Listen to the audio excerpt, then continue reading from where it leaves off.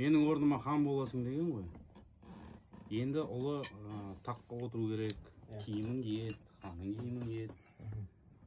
Киіз үйдің ішінде есік ашылмаған халықтың барлығы тұрады, күтіп.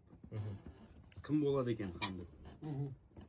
Сол кезде мына ұлы, анау кім, Қайыргелді Оспанов бар ғой, соны шақырады.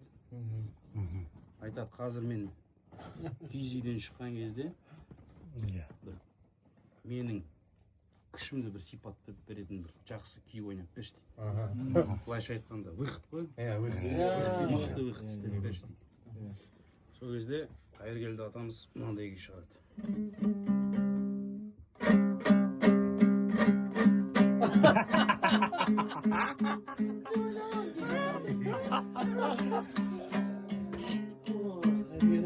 Қайыргелді Оспанов шығарған ба сонда осы өлеңді? Фюре деді ма?